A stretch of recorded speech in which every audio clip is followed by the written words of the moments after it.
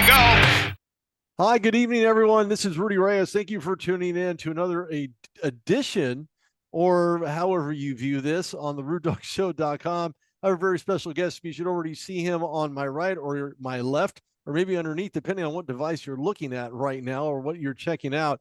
And if you don't know him, and he may not look familiar to you, but by the end of this, you should very well know who he is. I'm not going to say his name quite yet. I'm going to let you figure it out. No, I'm just kidding. This is, welcome to one and only Dawson Snyder. Dawson, how are you, man? How's your I'm evening? I'm good. How are you? I'm doing fabulous. Thank you very much. I certainly appreciate you taking your time out and speaking with me this evening. Look, anybody that doesn't know him, they haven't seen his film yet.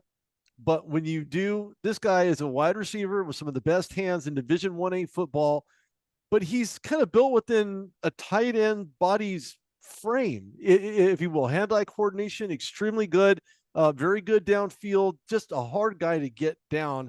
I've watched a ton of your film back and forward, and that is to say the very least. And every time I watch your film, Dawson, there's always something different that I can capture, from guys on your shoulders trying to get you down to would-be tacklers just basically saying, okay, I'm done. I'm not going to catch him.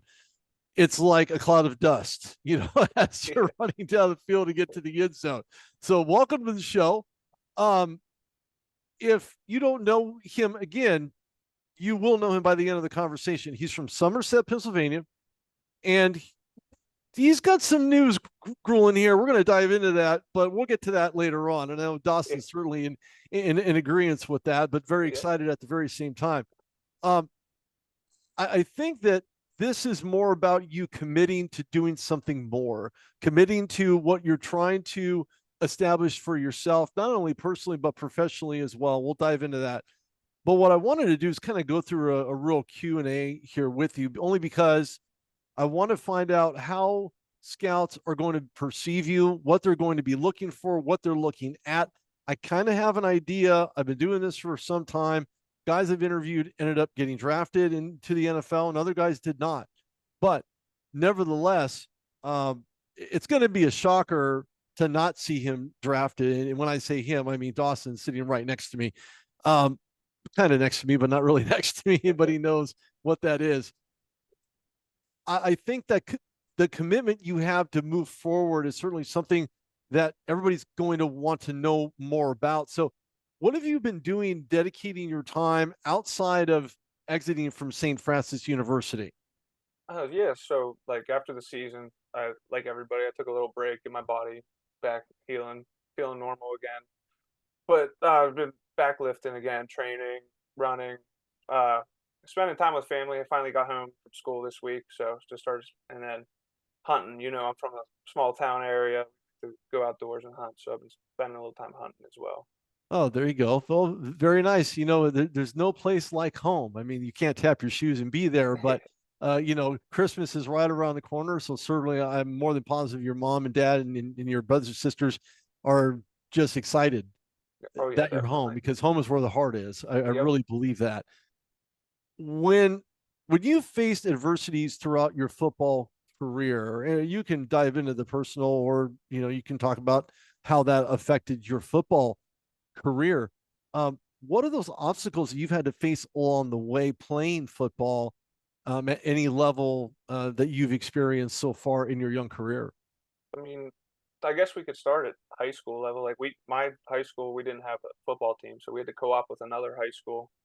And I think most of the guys from our school were the ones starting half the time there. But anyway, but going to a 1A school, I think that's hard to get recruited sometimes.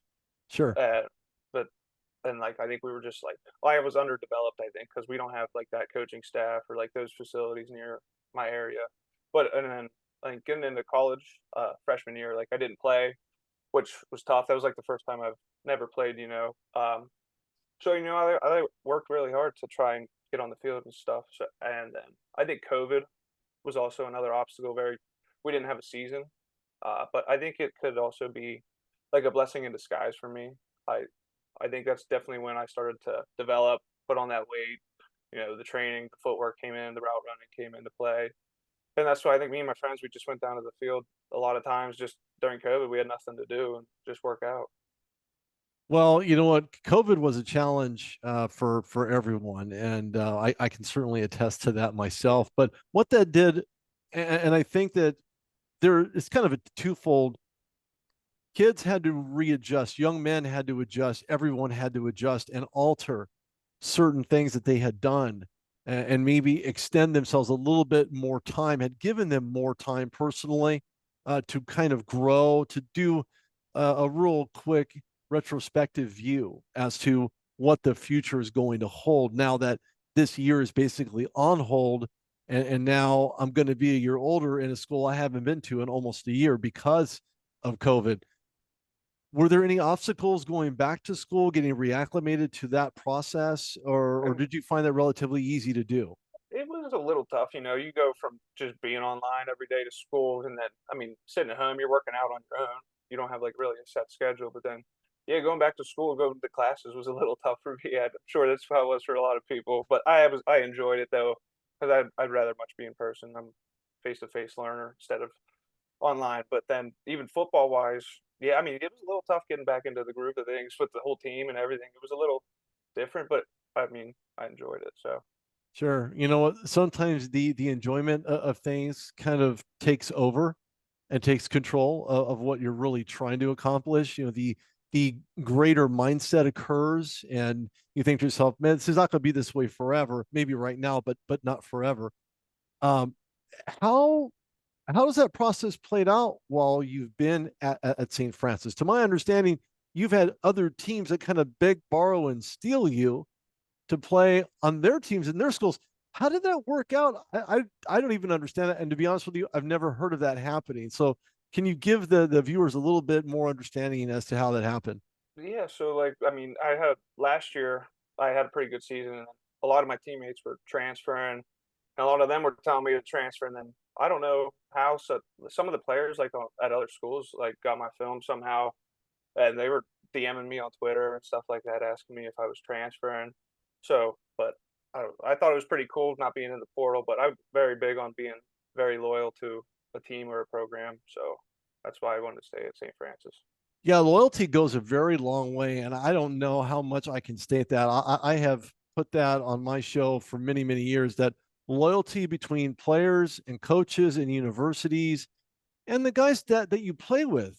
I mean, how can you not be loyal to a bunch of guys who've done nothing but contribute to your success as well as you've contributed to their success, whether it's on the field or in the classroom? And I think that's very understated, especially in today's college landscape. And yes, the portal's huge for a lot of people right now. A Oh yeah. lot of players that are high profile are jumping into the portal. It's almost as if you're getting zapped up if you remember Star Trek or not. I don't know.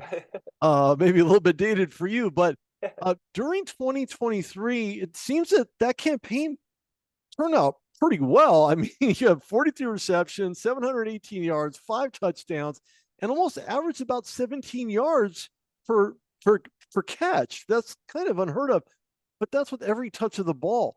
What has contributed to that success on the football field?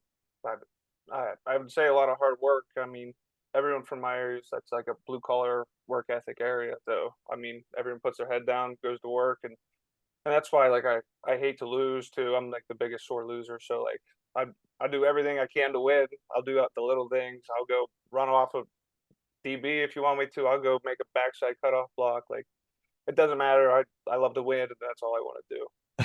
Well, that's good. Winning kind of brings on a different type of mentality, right? Because nobody wants to be on the losing end, but remember that losing will help you win.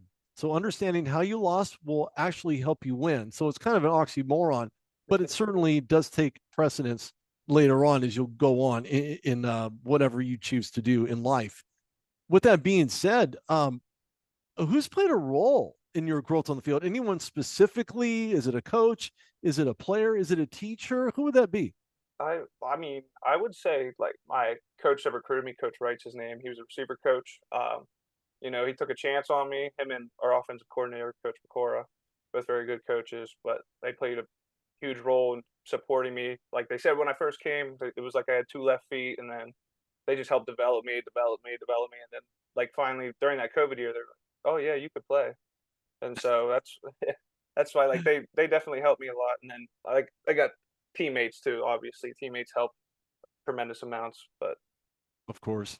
Of course. As you would expect, right? Because clearly, when it's all said and done, without those guys, on the defensive side, iron sharpens iron. You hear about that. I know it's a cliche, but it's true because you have the other side of defense that clearly keeps you honest and keeps you on your toes and yep. just makes you a better player overall. Speaking of overall, who is your overall favorite football player, maybe of all time or maybe within the last, I don't know, 5 years? I'll let you pick. Uh, Me personally, I really like Larry Fitzgerald, the way he plays the game. I mean, he doesn't drop ball. I think he has 29 career drops. He doesn't complain. You never hear him complain. He's always doing the little things. I feel like, and I feel like he's just like an overall solid player. He's went to Pitt too. I'm a big Pitt fan, Pittsburgh fan. So Okay. Well, that's that. It should be good. He was extremely dynamic. Sad that he didn't win a Super Bowl. I know he played yeah, against the Steelers. That didn't work out too well. Clearly, no chance for a ring there either, even though they had their best shot with Kurt yeah. Warner under center there. Um, is there a specific player that you aspire to be like? I mean, I'd say either him or I mean Jordy Nelson would be my other pick. I really like the way Jordy Nelson played too. Big guy, taller, it kind of looks like me. I feel like built same wise. Another good player. Plays hard, makes the good plays, the little plays that are important. Absolutely. It's always the small things that matter the most. I Definitely. think again, very understated. If there was one person that had the most dynamic impact on your football career, who would that be and why? I would probably my parents would definitely be one of the biggest because like my freshman year, I said I wasn't playing and I was struggling pretty hard. So and then my mom just kept talking to me like I wanted to drop out. I just wanted to leave. She said, "Stick with it. You never know." And I mean, she had a huge impact on me. And then Coach Wright, the receivers coach as well. He was like a second father to me. He took me in under his wing, and I really appreciate him and my parents for sticking with me.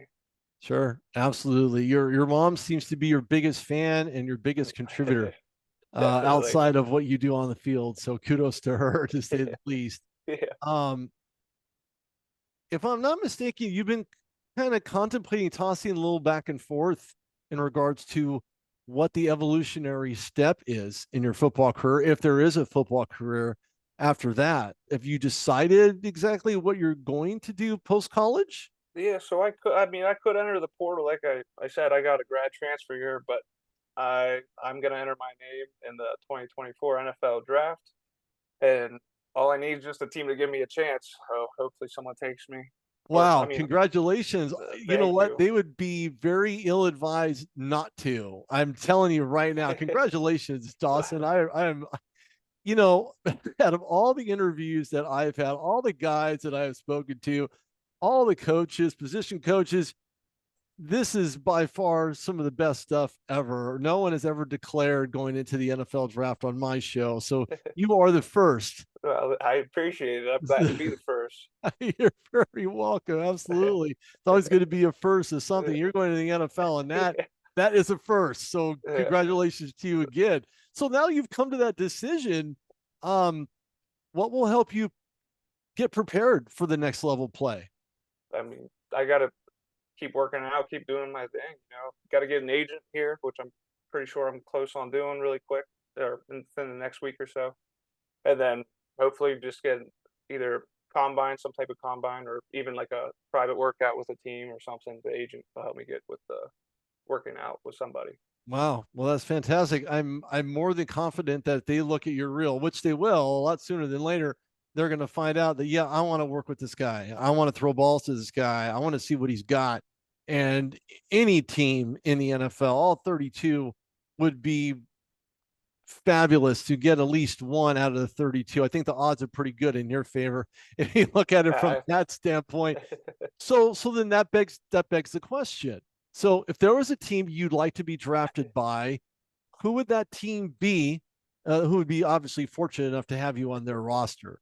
yeah, like I said, I like the team earlier, the Pittsburgh Steelers. I mean, That's I'm named after Dermontti Dawson actually. So my parents love Oh, the Steelers. We bleed black and gold, but that's why like Pittsburgh's just like our favorite sports team, no matter what. yeah, they didn't do so good last night. Yeah, That's another. I know, That's a whole nother show, right? I know. To its I own. don't want to talk about it. Some people lost sleep out there, I think, Yeah, last night, or definitely. maybe Steeler Nation across the world Yeah, actually did. With that being said, look, I wish you the absolute best, Dawson. Again, congratulations. I wish you the absolute best. If there's anything I can do for you, please let me know. I'll be happy to help you. And that's gone on for everybody that I've ever had on the show that I've interviewed to get into the National Football League. Look, whoever drafts you will be more than fortunate to have a strong, athletic, sharp, talented, coachable wide receiver who can block and catch and have very acute ball awareness. They'll be grabbing a gem. So, look, for all those NFL teams who are looking for the next great wide receiver / tight end, Dawson Snyder, the guy next to me, depends on left, right, side, doesn't matter. He's right here with me now. He's going to prove to you right away that with every catch of the football will be a gain, whether it's a yard, a half a yard, a gain is a gain, and you need to move the chains. And teams need not sleep on you. I will say that. Look, he possesses the intangibles any team in the NFL is looking to have. And look, having looked at his reel more and more and more, and then just in speaking with him, and that means you, Dawson, here on the RudeDogShow.com, it speaks for itself. I'm just going to throw that out there right now. Look, his real interview will be posted on the RudeDogShow.com. It'll be on YouTube, TikTok, and all other social media channels, including some shorts. No, not the shorts that I'm not wearing, but shorts on YouTube.